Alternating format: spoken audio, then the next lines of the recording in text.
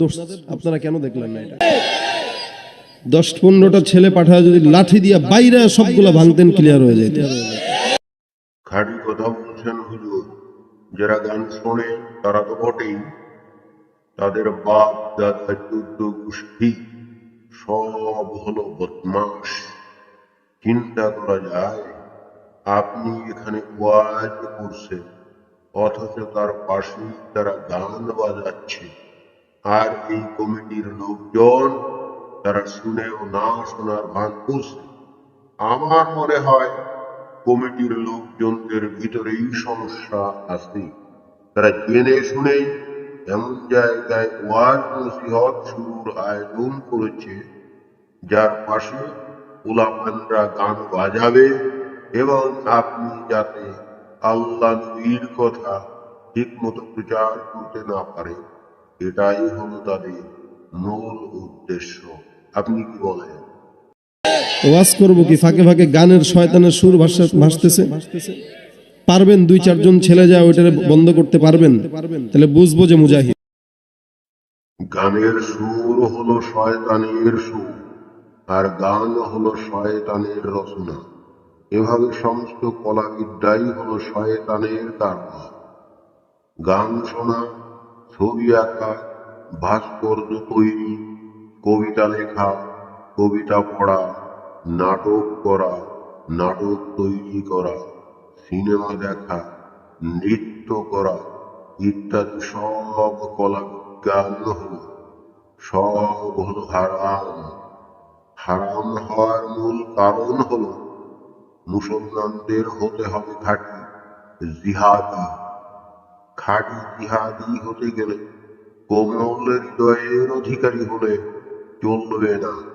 কলাবিদ্যা মানুষকে কোমল হৃদয়ের অধিকারী করে তোলে। যারা গান গায়, যারা কবিতা লেখে, যারা কবিতা পড়ে, তাদের পক্ষে জিহাদি হওয়া সম্ভব না। তারা কোমল হৃদয় নিয়ে যুদ্ধে যেতে পারে না। যুদ্ধে গিয়ে কাফের, নাস্তিক, মুনাফিক, মুরতাদ হত্যা করতে পারে না। এই বিষয়টা আমাদের নবী খেয়াল করেছিলেন। তার সময়ে আরবে অনেক কবি সাহিত্যিক, অনেক গায়ক গায়িকা ছিল। তিনি লক্ষ্য করেছিলেন তাদের হৃদয় ছিল কোমল এবং তাদেরকে কোনোভাবেই যুদ্ধে লিপ্ত করানো যেত না। কোনোভাবেই তাদেরকে দিয়ে জিহাদ করানো যেত না। এটা লক্ষ্য করেই তো উনি বলেছেন গান বাজনা এগুলো হারাম, এগুলো শয়তানের কাজ। শয়তানের উদ্দেশ্য হলো খাঁটি মুমিন মুসলমানদেরকে জিহাদ থেকে দূরে রাখা। সেই কারণে আমাদের এই হুজুর এই সমস্ত কথা বলছেন। এমন না যে হুজুর বানিয়ে বানিয়ে এখানে কথা বলছেন। আর যদি না পারেন, বুঝবো আপনার ইমানের ভিতরে খতরা আছে। পারলে যান, পাশেই তো না। এরা করতেছে এগুলো কিন্তু হিন্দু না, এগুলো কিন্তু মুসলমানি। ওর ভিতরে কুত্তার ভিতরে পার্থক্য কি বলেন? ও আর কুকুর তো এক সমান, ঠিক না? তাহলে মুসলমান যে হয়, মুসলমান হওয়ার পর যার নামাজ নাই, হজ নাই, জাকাত নাই, দাওয়াত নাই, তাবলীগ নাই, গাসতো নাই, জিকির নাই, তালিম নাই, তরবিয়ত নাই, সে মুসলমান হওয়ার পরও তার এগুলো নাই। একটা কুকুরেরও নামাজ নাই, রোজা নাই, হজ নাই, জাকাত নাই, তাহলে কুকুর আর সে তো সমান, বরং তার চাইতেও খারাপ।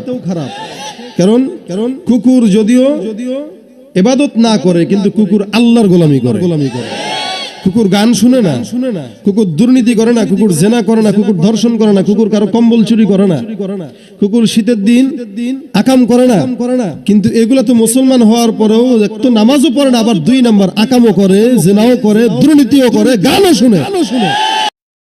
জেনা করে, দুর্নীতি করে, আবার গানও শোনে।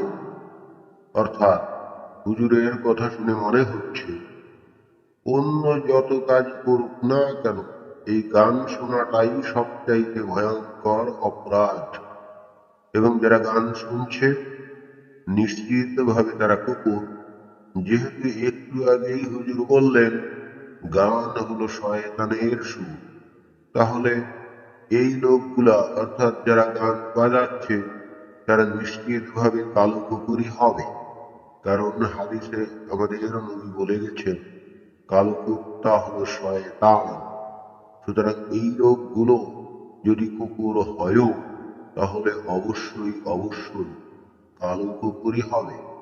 এবং দেখুন, এই হুজুরের বক্তব্য মতে যেটা বোঝা গেল, সবচাইতে বড় অপরাধ হলো গান শোনা। কারণ সর্বশেষে উনি সেটাতেই জোর দিলেন।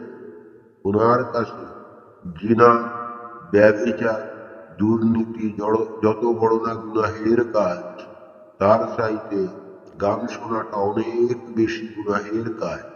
কারণ এই গানটাই হলো শয়তানের সুর, অন্যান্যগুলো কিন্তু শয়তানের কাজ না। কেন? কারণ এই হুজুর খুব ভালো করেই জানে যে ওয়াইজ কমিটি ওনাকে হায়ার করে নিয়ে এসেছে, উনি এখানে লম্বা চওড়া বক্তৃতা সহ জোরে জোরে কথা বলছেন, জিহাদের ডাক দিচ্ছেন। উনি এমনি এমনি ওখানে আসেননি, ওখানে এসেছেন বস্তুত এই লোভে যে ওনাকে বড় রকমের একটা টাকা উপহার দেওয়া হবে মজুরি হিসাবে। এখন এই ওয়াজের কমিটির লোকজন এই টাকা কোথা থেকে পাবে? অবশ্যই অবশ্যই ওই কমিটির লোকের মধ্যে 2 নম্বরই কাজ কারবার করে অনেক টাকা পয়সা উপার্জন করে, অর্থাৎ দুর্নীতির মাধ্যমে অনেক টাকা পয়সা উপার্জন করে এই ধরনের লোক ওই কমিটির মধ্যেই আছে। এবং তারা যদি দুর্নীতির মাধ্যমে বিপুল টাকা উপার্জন না করে তাহলে কিন্তু এই হুজুরকেও তারা বড় রকমের অর্থ তারা মজুরি হিসাবে দিতেও পারবে না। হুজুর কিন্তু এইটা খুব ভালো করেই জানেন বলে দুর্নীতিটা তার কাছে বস্তুত খুব বড় অপরাধ বা গুনাহের কাজ না। যত মানুষ দুর্নীতি করবে হুজুরদের কিন্তু তত বেশি লাভ। কারণ যারা নাকি দুর্নীতি করে তারাও তো মুসলমান, কিন্তু যেহেতু দুর্নীতি করে মনের মধ্যে তাদের একটা অপরাধ বোধ সব সময় তাদেরকে তাড়া করে ফেরে, এবং সেখান থেকে নিষ্কৃতি পাওয়ার উদ্দেশ্যেই তারা কিন্তু এই ধরনের ওয়াজের আয়োজন করে এবং সেখানে বড় বড় হুজুর এনে তাদেরকে অনেক টাকা পয়সা মজুরি দেয়। কারণ বড় হুজুর তো আর 2-1 হাজার টাকার জন্য এই ধরনের অনুষ্ঠানে আসবেন না। একই সঙ্গে এই যে যারা নাকি দুর্নীতি করে, দুর্নীতিবাজ, 2 নম্বরই পথে অর্থ উপার্জন করে, এরা আর কি করে? মসজিদ গড়ে দেয়, মাদ্রাসায় টাকা দেয়। কেন দেয়? কারণ তারা জানে তারা যে দুর্নীতি করছে, যে খারাপ কাজগুলো করছে, পাশে যদি কিয়ামতের মাঠে এর জন্য তার ভেজাল হয়ে যায়, 72 করে যদি মিস হয়ে যায় তাহলে তো দুঃখের সীমা থাকবে না। 72 তো মিস করা যাবে না। এই জগতে দুর্নীতি করে অঢের টাকা উপার্জন করে যত রকমের আনন্দ ফুর্তি মজা যেগুলো নাকি সবই হারাম সেটাও তারা করতে চায়। আবার মরার পরে আকণ্ঠ মদ্যপান করে 72 হুরটাও তারা ভোগ করতে চায়। অর্থাৎ এই জগৎ পরজগৎ উভয় জগতেই তারা আনন্দ ফুর্তিতে থাকতে চায়, এবং তার উদ্দেশ্যেই তারা তাদের অর্জিত অর্থ, অর্থাৎ অবৈধ পথে অর্জিত অর্থ তারা এই হুজুর ভাড়া করে আনার পিছনে খরচ করে, মসজিদ তৈরিতে খরচ করে, এতিমখানায় খরচ করে, মাদ্রাসায় খরচ করে। হুজুর এসব কিছুই জানে, যে কারণে দুর্নীতিটা কিন্তু তার কাছে খুব বড় অপরাধ না।